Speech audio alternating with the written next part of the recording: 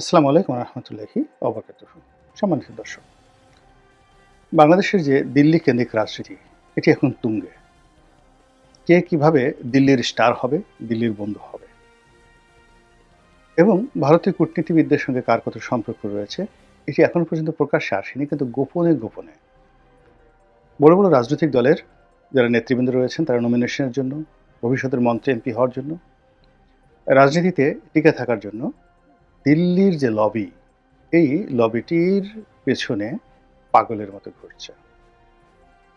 তাদের এই ঘোরাঘুরির কারণে যারা দলের নেতৃবৃন্দ রয়েছেন, সমর্থক রয়েছেন বিএনপি এবং জামাতের, আমজনতা, সাধারণ মানুষ, যারা মূলত ভারত বিরোধী একটা সেন্টিমেন্ট ধারণ করেন।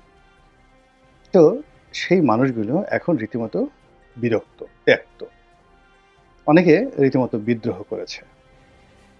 আপনারা ইতিমধ্যে লক্ষ্য করেছেন যে জামাতের সঙ্গে দিল্লির একটা সম্পর্ক আছে বা হতে পারে, এরকম একটা সন্দেহ, জাস্ট একটা সন্দেহ, কোনো তথ্য নেই, প্রমাণ নেই।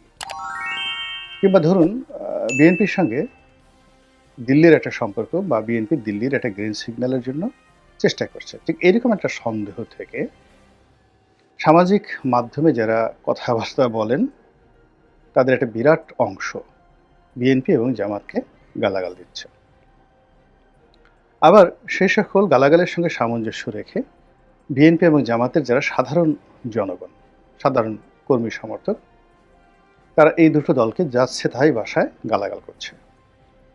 বিশেষ করে বিএনপির শীর্ষ নেতা জনাব তারেক রহমান সাহেব এবং নায়েবে আমির নয়, ঠিক আমিরে জামাত এবং দ্বিতীয় ব্যক্তি নায়েবে আমির যিনি রয়েছেন, একজন ভদ্রলোক, সাবেক সংসদ সদস্য ছিলেন, শিবিরের সভাপতি ছিলেন, যাকে বলা হয় ভারতের এজেন্ট। এই মোট ৩ জন মানুষকে, আরও একজন মানুষ আছেন আমির খুসরো মাহমুদ চৌধুরী এবং জনাব টুকু, ইকবাল মাহমুদ টুকু।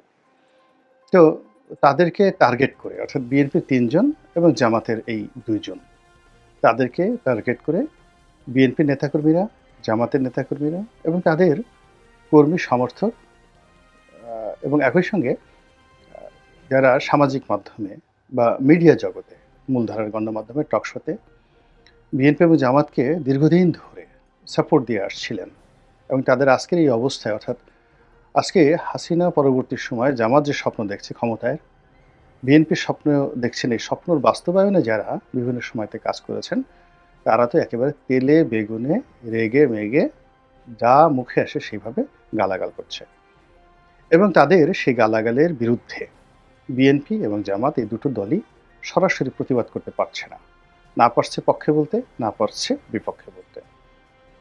প্রায় প্রতিদিনই বিএনপির সঙ্গে আওয়ামী লীগের কার কি আত্মীয়তা, আওয়ামী লীগের যারা বড় বড় লোক, যেমন ধরুন এস আলম কিংবা সালমান এফ রহমান কিংবা ধরুন বসুন্ধরা, এই ওনাদের সঙ্গে বিএনপি এবং জামাতের কাদের আগে কেমন সম্পর্ক ছিল আর ইদানিংকালে কেমন সম্পর্ক হয়েছে, এই বিষয়গুলো নিয়ে তুমুল আলোচনা চলছে এবং সেই আলোচনার মধ্যে আমরা ভুলেই গেছি যে গত কয়েক মাসে এই ইউনূস সরকার ক্ষমতা আসার পরে নতুন করে কয় লাখ রোহিঙ্গা বাংলাদেশে ঢুকল।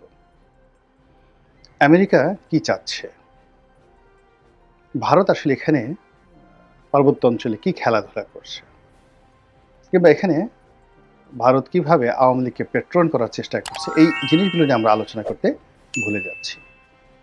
কিংবা এই মুহূর্তে বিএনপি এবং আওয়ামী লীগের মধ্যে যে চিরাচরিত দ্বন্দ্ব সংঘাত, সেটার পরিবর্তে জামাত এবং বিএনপির সঙ্গে যে দ্বন্দ্ব এবং সংঘাত শুরু হয়েছে, কিংবা হেফাজতের সঙ্গে জামাতের যে দ্বন্দ্ব সংঘাত শুরু হয়েছে, চরমোনাইয়ের সঙ্গে জামাতের যে দ্বন্দ্ব সংঘাত শুরু হয়েছে, এমনকি ডক্টর মোহাম্মদ ইউনূসের যে দ্বন্দ্ব সংঘাত শুরু হয়েছে, এইটা জনগণ এতটা এনজয় করছে এবং রাজনীতিবিদদেরকে দায়ী করছে। আর এই ফাঁকে সরকার যে কাজগুলো করতে চাচ্ছে, সরকারের যে মাস্টার প্ল্যানগুলো বা সরকারকে যারা ক্ষমতায় বসিয়েছে বা পেছন থেকে যারা সরকারকে পেট্রন করছে, সেটা দিল্লি হতে পারে, আমেরিকা হতে পারে, চীন হতে পারে, তারা সেই জায়গাতে একেবারে শো শো শো করে বুলেট ট্রেনের গতিতে এগিয়ে যাচ্ছে।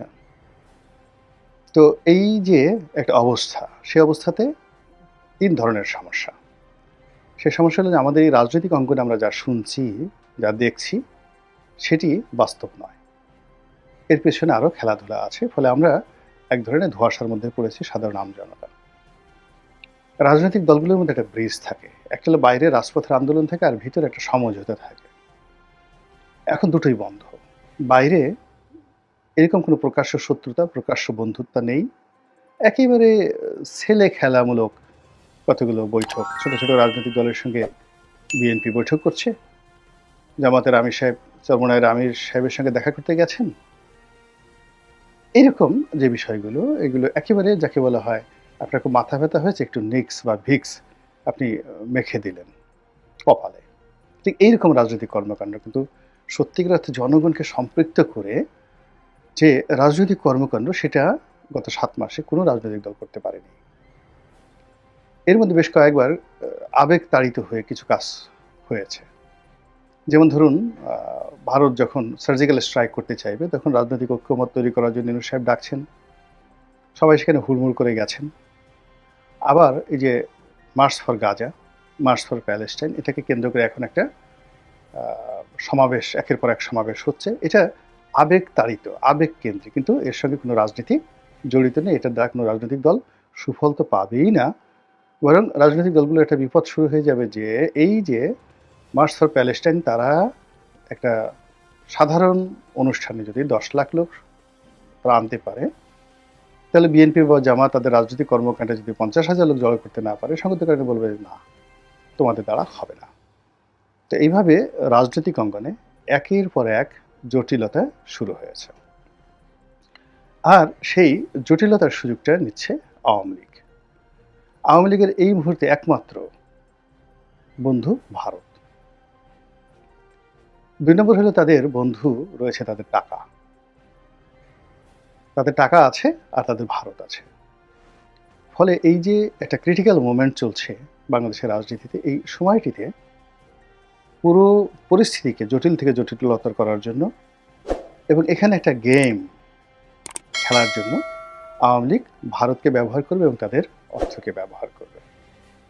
যেহেতু এই মুহূর্তে রাজনৈতিক দলগুলোর মধ্যে একটা বিশ্বাস চলে এসছে, বড় বড় রাজনৈতিক দলগুলো, যে আগামীতে ক্ষমতায় যেতে হলে ভারতের সহযোগিতা দরকার, আমেরিকার সহযোগিতা দরকার।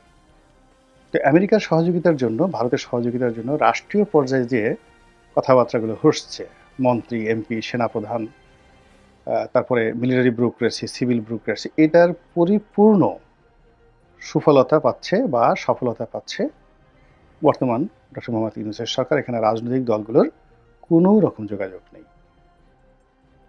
এবং এখানে তারা এসে সরাসরি ইউনূস সাহেবের সাথে যোগাযোগ করছে এবং ইউনূস সাহেবের কাছে বলছে যে ঠিক আছে, আপনাকে করিডোর দিতে হবে, আপনাকে এটা করতে হবে, এটা করা যাবে না, ইত্যাদি ইত্যাদি। এবং সেখানে রাষ্ট্রের সরকার টু সরকার যে বেনিফিট, এটা রাজনৈতিক দলগুলো পাচ্ছেন, এর পুরোটাই ডক্টর মোহাম্মদ ইউনূস। আর ডক্টর মোহাম্মদ ইউনূস যেটা পাচ্ছেন, এটা অটোমেটিক এনসিপির ভূগোলে চলে যাচ্ছে এবং তারা এই সুযোগগুলো গ্রহণ করে মূলত একটা কুল পরিবেশ রাখতে চাচ্ছেন এবং নির্বাচনটাকে পিছাতে চাচ্ছেন এবং তাদের ক্ষমতাকে দীর্ঘায়িত করতে চাচ্ছেন এবং অন্যান্য যে সকল আমলাতান্ত্রিক জটিলতা আছে তাদেরকে ভয় দেখাতে চাচ্ছেন এবং সেখানে তারা 100% সফল হয়ে গেছে। তারা পাকিস্তানের সাথে সফল হয়েছে, চীনের সঙ্গে সফল হয়েছে, ভারতের সঙ্গে তারা এখন পর্যন্ত অসফল বলা যাবে না, খুব বেশি কিছু পায়নি। ভারত অনেক কিছু থ্রেট দিচ্ছে মূলত একটা বার্গেনিং করার জন্য, কিন্তু আশাহত হওয়ার মতো এখনও ভারতের সাথে তেমন কিছু ঘটেনি। আর আমেরিকার সঙ্গে তো রীতিমতো একেবারে ক্লোজ টাইডেন রিলেশনশিপ এই মুহূর্তে সবচেয়ে বেশি, মানে এই যে বিএনপির চাইতে, জামাতের চাইতে, আওয়ামী লীগের চাইতে সবচেয়ে বেশি সম্পর্ক ডক্টর মোহাম্মদ ইউনূস এবং তার সরকারের। কাজেই দেখুন, এখানে একটা আলাদা বলয় তৈরি হয়ে গেছে, ইউনূস ভার্সেস এই বাংলাদেশের যত রাজনীতি দলগুলো রয়েছে তারা। আরেকটা বলয় তৈরি হয়ে গেছে ডক্টর মোহাম্মদ ইউনূস ভার্সেস আওয়ামী লীগ এবং আওয়ামী লীগ ভার্সেস বাংলাদেশের অন্যান্য রাজনৈতিক দল। এখন আওয়ামী লীগ সরাসরি ডক্টর মোহাম্মদ ইউনূসের সঙ্গে এই মুহূর্তে কোনো কন্ট্রাডিকশনে, ফাইটিংয়ে যাবে না। তারা বিএনপির সঙ্গে যাবে না, জামাতের সঙ্গে যাবে না, বরং জামাত এবং বিএনপির পক্ষ থেকে যদি কোনো বন্ধুত্বের আশ্বাস পাওয়া যায়, তারা সেটাকে ব্যবহার করবে। তারা যে কাজটি করবে সেটা হলো ভারতের সঙ্গে যে সম্পর্কটা হতে পারে রাজনৈতিক লেভেলে এবং গোয়েন্দা লেভেলে, রয়ের মাধ্যমে, এই জায়গাগুলোতে আওয়ামী লীগ একেবারে মুখস্থ এবং যারা আছে এরা সবাই, তাদের সঙ্গে ধরুন ভারতে পালিয়ে আছে কোনো একজন নেতা, এখন সেই নেতার সঙ্গে রয়ের এই বাংলাদেশের স্টেশনশিপ থেকে শুরু করে একেবারে হেড প্রধান যিনি আছেন তিনি, তারপরে নিরাপত্তা উপদেষ্টা অজিত দোভাল, এদের সঙ্গে আওয়ামী লীগের একেবারে দ্বিতীয় সারির যে সকল নেতৃবৃন্দ এখন ভারতে পলাতক রয়েছেন এবং যারা অতটা বিতর্কিতও নন, কিন্তু শেখ হাসিনা খুব ঘনিষ্ঠজন, তারা যেভাবে 1 মিনিটে তাদের সঙ্গে বৈঠক করতে পারেন, কথাও বলতে পারেন, দেখা সাক্ষাৎ করতে পারেন, ওই অবস্থা এখনো বিএনপির বা জামাতের আসেনি। তাদের যদি কোনো সংযোগ থেকে থাকে, সেই সংযোগটি তাদেরকে করতে হচ্ছে রয়ের ঢাকার যে স্টেশন চিফ তার মাধ্যমে, এর বিকল্প নেই।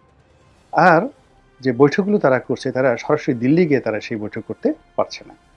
যদি স্টেশন চিফের ঊর্ধ্বে কোনো লোকের সাথে তাদের সম্পর্ক করতে হয়, কথা বলতে হয়, তাদেরকে তৃতীয় কোনো দেশে গিয়ে, সেটা লন্ডনে হোক, আমেরিকাতে হোক, মালয়েশিয়াতে হোক, সিঙ্গাপুরে হোক, সেখানে গিয়ে তাদের সেই বক্তব্যগুলো দিতে হচ্ছে, কথাবার্তা বলতে হচ্ছে। এবং তারা এখনো পর্যন্ত ওখানকার যে রাজনৈতিক নেতৃবৃন্দ রয়েছেন, সেটা অমিত শাহ বলেন কিংবা নরেন্দ্র মোদী সাহেব বলেন, অথবা আরও 1 ডজন বিজেপির নেতা, তাদের কারোর সঙ্গেই, ইভেন পশ্চিমবঙ্গে যারা আছেন, শুভেন্দু আছেন বা অন্য যারা আছেন, তাদের কারোর সঙ্গে রাজনৈতিক লেভেলে সম্পর্ক করা তো দূরের কথা, টেলিফোনে হাই হ্যালো করার মতো অবস্থা তৈরি হয়নি। এখন এই যে রাজনীতির বাইরে গিয়ে যে কেবল গোয়েন্দা লেভেলে যে সম্পর্কটি হয়ে গেছে বা হচ্ছে বা চেষ্টা হচ্ছে, এটাকেও আওয়ামী লীগ বন্ধ করতে চাচ্ছে এবং এটা সম্ভব। এটা জামাতও জানে এবং বিএনপি জানে। এর কারণ হলো এই সকল গোয়েন্দা সংস্থাগুলো প্রায় ডবল স্ট্যান্ডার্ড করে। তারা এখানে আসে, তারা টাকা দেয় এবং টাকা নেয়, ঘুষ দেয় এবং ঘুষ খায়, দুটো একসঙ্গে করে। তো এরা ওই বিভিন্ন সময় আওয়ামী লীগের মনোনয়ন দেওয়ার কথা বলে অনেক রয়ের কর্মকর্তা অনেকের কাছ থেকে কোটি কোটি টাকা ঘুষ খেয়েছে, নমিনেশনও দেয়নি, টাকাও খেয়ে ফেলেছে।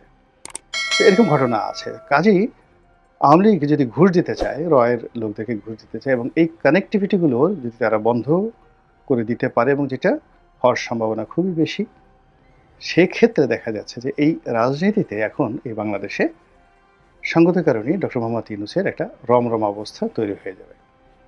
ডক্টর মোহাম্মদ ইউনূস যত শক্তিশালী হবেন, দেশের যারা এখন এখানে রাজনীতি করছে তারা তত অগুরুত্বপূর্ণ হয়ে পড়বেন। আর এখানে যারা রাজনীতি করছেন তারা যত অগুরুত্বপূর্ণ এবং দুর্নাম এবং বদনামের শিকার হবেন, ততই আওয়ামী লীগের উপস্থিতি অনিবার্য হয়ে পড়বে, শেখ হাসিনার উপস্থিতি অনিবার্য হয়ে পড়বে এবং আওয়ামী লীগের রাজনীতিতে পুনর্বাসিত হওয়ার যে একটা সুযোগ, সেই সুযোগ তৈরি হবে। ফলে আওয়ামী লীগ এখন 2 হাতে খেলছে। আমেরিকাতে তারা সর্বোচ্চ বিনিয়োগ করছে বিভিন্ন অ্যাঙ্গেলে, বিএনপি এবং জামাতকে সেই তাদের যে সোশ্যাল কানেক্টিভিটি, তাদের যে পলিটিক্যাল কানেক্টিভিটি, তাদের যে স্টেট টু স্টেট কানেক্টিভিটি, এই জায়গাগুলো বন্ধ করে দেওয়ার জন্য। আর সেটাতে তারা একটা মোটামুটি সফলতা অর্জন করেছে। আপনার ইতিমধ্যেই আমেরিকার কিছু কর্মকাণ্ড এবং আমেরিকাতে বসবাসরত প্রবাসীদের কিছু কর্মকাণ্ড দেখেই আপনারা বুঝতে পেরেছেন যে ওখানে আওয়ামী লীগ কতটা সফল হয়েছে। এখন তারা দিল্লিতে কেবলমাত্র নিজেদের স্বার্থ দেখছেন, এটার জন্য একটা গ্রুপ আছে, আর বিএনপি এবং জামাতকে দিল্লির সঙ্গে সম্পর্কটা কাট আপ করে পুরো দিল্লিকে Awami based, Delhi means Awami League, Awami League means Delhi, এরকম। মানে এখানে অনেকটা সতীনের মতো, যে কোনো অবস্থাতে সতীন অ্যালাউ করা হবে না। তো বাংলাদেশের কারোর সঙ্গে নরেন্দ্র মোদীর সম্পর্ক হোক, আর সরকারের সম্পর্ক হোক, কংগ্রেসের সম্পর্ক হোক, এই জায়গাগুলো আওয়ামী লীগ বন্ধ করার জন্য সর্বোচ্চ চেষ্টা চালিয়ে যাচ্ছে। আর এটা তাদের জন্য আরও বেশি সহজ হয়ে যাবে যে এই মুহূর্তে বাংলাদেশে আমেরিকান বিরোধী যে মনোভাব রয়েছে, তার চেয়ে ভারত বিরোধী মনোভাব খুব তুঙ্গে। এবং এই ভারত বিরোধী মনোভাব তুঙ্গে ওঠানোর জন্য যদি আওয়ামী লীগ সেই যাকে বলা হয় বিনিয়োগ করে, বিএনপি এবং জামাতের মধ্যে যে সকল মানুষ ভারতের সাথে লবিস্ট হিসেবে কাজ করছেন, তাদেরকে যদি গণসূত্র বানিয়ে দেওয়া যেতে পারে, সেটা আলটিমেটলি বিএনপির ক্ষতি হবে, জামাতের ক্ষতি হবে এবং আওয়ামী লীগের লাভ হবে। এবং সেই কাজগুলি এখন পুরোদমে চলছে বলেই আমার বিশ্লেষণে মনে হচ্ছে। মহান আল্লাহ আমাদের সবাইকে হেদায়েত দান করুন এবং হেফাজত করুন। আসসালামু আলাইকুম ওয়া রাহমাতুল্লাহি ওয়া বারাকাতুহু।